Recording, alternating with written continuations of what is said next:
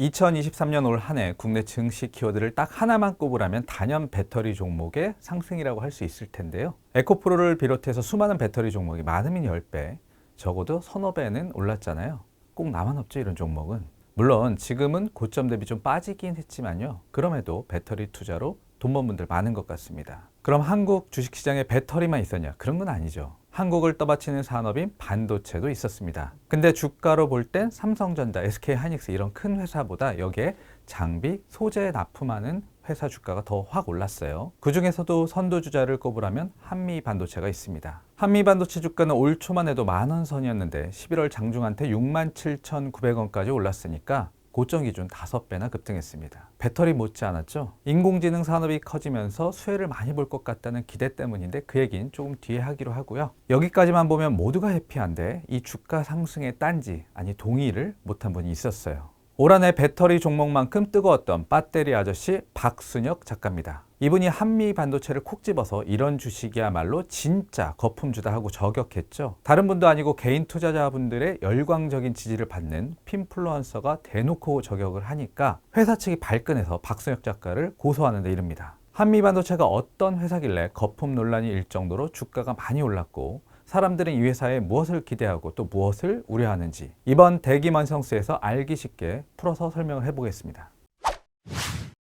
한미반도체는 1980년에 세워진 반도체 장비 회사입니다. 창업주인 광노곤 회장은 미국 모토로라의 한국법인 지금은 ASE 코리아로 바뀐 반도체 패키징 회사에서 14년간 근무하다가 수입에 의존했던 반도체 금형을 국산화하면 돈이 되겠다고 생각을 해서 사업을 시작했어요. 이후에 반도체 웨이퍼를 자르고 이송하는 장비인 소잉 앤 플레이스먼트를 만들어서 이 분야 세계 1위에 오르기도 했습니다. 또 이 공로로 2013년에는 정부가 수여하는 금탑 산업 훈장을 받기도 했고요. 국내 반도체 장비 업계에선 선구자적인 역할을 했습니다. 저도 여러 번 광노곤 회장을 만나고 인터뷰도 했는데 소신 발언을 거침없이 해서 살짝 놀라기도 했습니다. 예컨대 한국 대기업의 기술 탈취 문제나 정부의 경제 민주화 정책을 강하게 비판하기도 했고요. 한국의 가업 상속 제도가 잘못됐다는 의견을 밝히기도 했어요. 원래 기업하는 분들이 기자들 만나면 여간에선 이런 민감한 말 잘 안 하는데 이분은 거침이 없더라고요. 광노곤 회장은 얼마 전에 영면했는데 부디 고인의 명복을 빌겠습니다. 한미반도체가 사람들의 큰 주목을 받은 것은 2012년이었습니다. 다른 회사도 아니고 삼성전자의 싸움을 걸었거든요. 기술 특허 소송을 했습니다. 다윗과 골리앗의 싸움이었죠. 삼성전자의 당시 매출이 약 200조 원, 한미반도체의 2천억 원 대비 1000배 이상 많았고요. 갑과 을의 싸움이기도 했습니다. 갑은 당연히 삼성전자인데 한미반도체의 장비를 대량으로 사주는 최대의 고객이었습니다. 또 당시에 만연한 대기업의 협력사 기술 탈취 문제가 수면 위로 드러난 것이라 여러 면에서 이 소송은 의미가 있었어요. 사건의 내용을 간단히 정리하면 삼성전자가 한미 반도체로부터 반도체 장비를 사서 쓰다가 자회사를 통해서 이 비슷한 장비를 만든 게 발단이 됐습니다. 한마디로 삼성이 한미 반도체 제품을 베꼈다. 그래서 손해본 금액이 200억 원을 넘는다. 이 돈 물어내라 하는 소송이었어요. 소송의 결과도 파장이 컸는데 삼성이 졌습니다. 특허 침해를 1심 재판부가 인정했고 손해배상액도 200억 원 전부는 아니지만 일부 하라고 판시했습니다. 이후에 두 회사는 합의에 이른 것으로 알려지고 있지만 당연히 거래 관계는 끊겼겠죠. 한미반도체는 최대 고객사인 삼성전자에 납품을 못해서 SK하이닉스나 대만 반도체 회사에 의존할 수밖에 없었고요. 그래서 소송 이후에 10여 년간 매출이 확 늘지 못하고 2천억 원 안팎에서 머물러 있었습니다. 이런 한미반도체의 반전의 계기가 된 것은 바로 인공지능, AI 때문이었어요. 작년 11월에 챗 GPT가 나와서 세상을 깜짝 놀라게 했죠. 기존 인공지능과 차원이 다른 성능을 보여줬기 때문인데요. 챗 GPT는 오픈 AI란 비영리 법인이 개발한 것인데 오픈 AI의 최대 주주가 바로 마이크로소프트입니다. 마이크로소프트의 인공지능 주도권을 내줄 수 없다는 절박함 탓에 구글과 아마존, 메타 같은 미국의 빅테크 기업들은 대대적인 인공지능 투자에 나서게 됐고 그 결과 인공지능 관련 반도체 수요가 폭증하게 됩니다. 엔비디아의 그래픽 처리 장치 GPU가 대표적인데요. GPU는 원래 게임이나 멀티미디어 콘텐츠를 처리하기 위해서 개발된 반도체인데 인공지능의 핵심 기술인 기계가 스스로 학습하는 딥러닝, 머신러닝의 탁월한 성능을 발휘하면서 수요가 폭증합니다. 엔비디아 GPU 중에서도 가장 비싼 H100은 현재 개당 가격이 4만 달러, 원화로 5천만 원이 넘는데도 없어서 못 팔 지경입니다. 엔비디아는 이 칩을 대만의 TSMC에 맡겨서 위탁 생산하고 있는데 TSMC는 최첨단인 3나노 공정의 약 90%를 애플에 배정하고 있어서 엔비디아의 GPU 생산에는 한계가 있습니다. 여기서 주목해야 할 게 가격이 비싸도 성능만 좋으면 팔린다는 것인데요. GPU 같은 연산 능력이 있는 시스템 반도체뿐만 아니라 데이터 저장을 담당하는 메모리 반도체 분야에서도 같은 현상이 나타나고 있어요. 성능은 좋은데 가격이 너무 비싸서 거의 팔리지 않았던 HBM, 고대역폭 메모리나 DDR5 D램 수요도 급증한 겁니다. HBM은 D램을 여러 층 쌓아서 만든 초고성능 메모리 반도체인데 이걸 구현하려면 층층이 쌓은 D램 사이를 관통하는 통로, 이걸 TSV라고 하고요. 이 TSV 통로가 촘촘하게 뚫린 D램을 열압착으로 붙여줘야 합니다. 한미 반도체는 이 열압착 본딩 장비 TC 본더를 생산하기 때문에 주식시장에서 큰 주목을 받습니다. 왜냐하면 현재 전 세계 HBM 시장은 삼성전자가 아니라 SK하이닉스가 장악하고 있고, 그래서 엔비디아는 SK하이닉스로부터 HBM을 주로 받아서 쓰는데 SK하이닉스가 이 TC 본더 개발을 함께한 곳이 바로 한미 반도체입니다. 실제로 한미 반도체는 올 9월에 415억 원, 10월에 596억 원 규모의 TC 본더 장비 공급 계약을 SK하이닉스와 체결했다고 공시했는데요. HBM 시장 규모가 지난해 11억 달러에서 2027년 51억 달러로 빠르게 성장할 전망이고, SK하이닉스뿐만 아니라 삼성전자와 미국 마이크론 같은 회사들도 HBM 생산을 위한 장비 발주를 늘리고 있어서 앞으로 한미 반도체의 TC 본더 판매는 더 늘어날 것으로 예상되고 있습니다. SK하이닉스뿐만 아니라 삼성전자, 마이크론에서도 장비 달라고 할 가능성이 있다는 얘기입니다.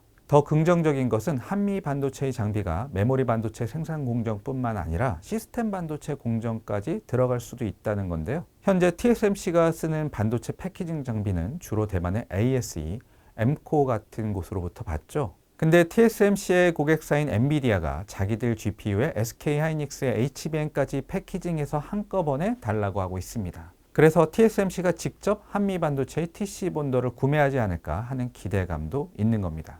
또 이것도 가능성이라 실현될지는 모르겠지만 엔비디아가 TSMC에 전부 줬던 GPU 물량 일부를 삼성전자에 준다면요. 삼성전자는 엔비디아의 GPU를 만들어주고 여기에 자기들이 생산하는 HBM까지 붙여서 일괄 납품도 가능합니다. 그렇다면 더더욱 한미 반도체 장비 수요가 늘지 않을까 하는 희망 회로를 한미 반도체 투자자들은 돌리고 있습니다. 사실 한미 반도체 장비는 반도체 후공정, 그러니까 뒷단에 들어가는 것이라 과거에는 별다른 주목을 못 받았죠. 반도체 장비하면 네덜란드 ASML이 대표적인데요.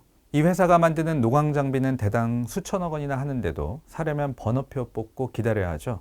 이런 비싼 장비는 대부분 전공정에 씁니다. 후공정은 웨이퍼 자르고 씻고 붙이고 하는 건데 이런 건 부가가치가 낮았어요.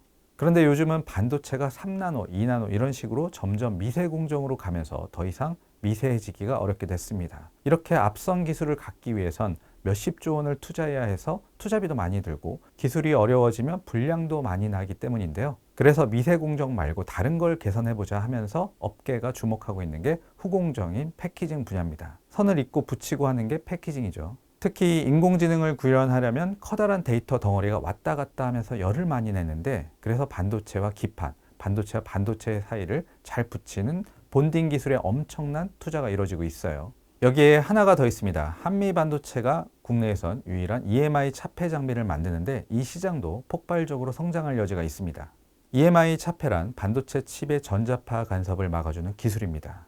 차폐는 여러 방식이 있는데 한미 반도체 장비는 반도체 표면에 스테인리스, 구리 같은 금속을 얇게 씌워줍니다. EMI 차폐는 과거에는 주로 스마트폰, 통신 등의 분야에 필요했는데 활용 범위가 빠르게 확대되고 있죠. 특히 저궤도 위성 통신 산업에서 수요가 빠르게 늘고 있습니다. 일론 머스크의 스페이스X가 그 중에서도 선두주자죠. 2030년까지 4만 개 이상의 위성을 쏘아 올린다는 계획을 갖고 있습니다. 이 저궤도 위성은 통신기지국이 없어도 인터넷 접속이 가능하게 하는데 특징이 고주파 대역을 쓴다는 겁니다. 고주파 대역은 전기파 간섭이 심해서 EMI 차폐를 반드시 해줘야 하는데, 그래서 한미 반도체의 장비 수요가 커질 수 있습니다. 이 밖에도 애플의 비전 프로, 메타의 퀘스트 같은 혼합 현실 헤드셋이나 레벨 3 이상의 고성능 자율주행 자동차 등의 분야에도 EMI 차폐 장비가 필요합니다. 이렇게 보면 한미 반도체는 당장은 인공지능 반도체 수혜를 볼 것이란 기대 때문에 관심을 받고 있는데 자율주행, 메타버스, 저궤도 위성 등등 현재 각광받고 있는 산업에 두루 걸쳐 있어서 성장 잠재력이 엄청나다는 평가를 받는 겁니다. 이런 상황에서 배터리 아저씨 박순혁 작가가 올해 실적 악화를 근거로 한미 반도체 주가에 거품이 있다고 하니까 회사가 발끈한 겁니다. 더구나 한미 반도체는 올해 실적 악화에도 불구하고 사상 최대인 400억 원이 넘는 주주 배당을 계획하고 있을 만큼 주주 가치 제고에 큰 신경을 쓰고 있고요. 직원들에게는 300억 원어치의 자사주를 지급하기로 했습니다. 한미 반도체 주식 3분들 뿐만 아니라 직원들의 행복 지수가 주가에 달려있는 겁니다. 물론 한미 반도체가 정말 잘 될지는 아무도 모르겠죠. 리스크 요인도 있습니다. 시장에서 가장 우려하는 건 네덜란드 배시 같은 글로벌 장비 회사가 메모리 반도체 쪽으로 들어오는 것인데요. 현재 글로벌 장비 회사들은 주로 시스템 반도체, GPU나 CPU, AP 만드는 장비 쪽에 집중하고 있습니다. 근데 HBM 같은 고성능 메모리 시장이 커진다면 당연히 시장 확장 차원에서 진출할 여지가 있을 겁니다. 회사를 이끌고 있는 곽동신 부회장의 리더십도 증명해야 하는 숙제 같아요. 창업주의자 부친인 곽노건 회장이 없는 지금은 온전히 곽동신 부회장이 경영을 해야 하죠. 물론 곽노건 회장이 말년에는 곽동신 부회장이 거의 다 경영을 했지만 그럼에도 부친이 있는 것과 없는 것은 차이가 있을 것 같습니다. 곽동신 부회장이 비교적 일찍 회사 지분을 증여받아서 경영권 위협이 없다는 것은 그나마 다행인 것 같습니다. 현재 곽동신 부회장 보유 지분은 35%에 이르고요. 곽노건 회장 지분은 9% 수준인데 곽노건 회장 지분의 절반만 상속받아도 40% 안팎에 달합니다. 한국이 반도체 강국인데도 불구하고 장비 분야에선 ASML 같은 강력한 기업이 없다는 지적을 많이 들었는데요. 한미 반도체가 인공지능 시대에 ASML 같은 기업으로 올라설 기회를 잡은 것 같습니다. 이미 기대가 많이 반영되어서 기업 가치는 6조 원 안팎에 이르고 있지만요. 앞으로 60조 원, 600조 원 기업이 되길 기대하겠습니다. 한국 경제가 잘 되기 위해선 결국 반도체 산업이 잘 돼야 하니까요. 인공지능 시대 최대 수혜 기업으로 떠오른 한미 반도체 실제 실적으로 증명할지 눈여겨보겠어.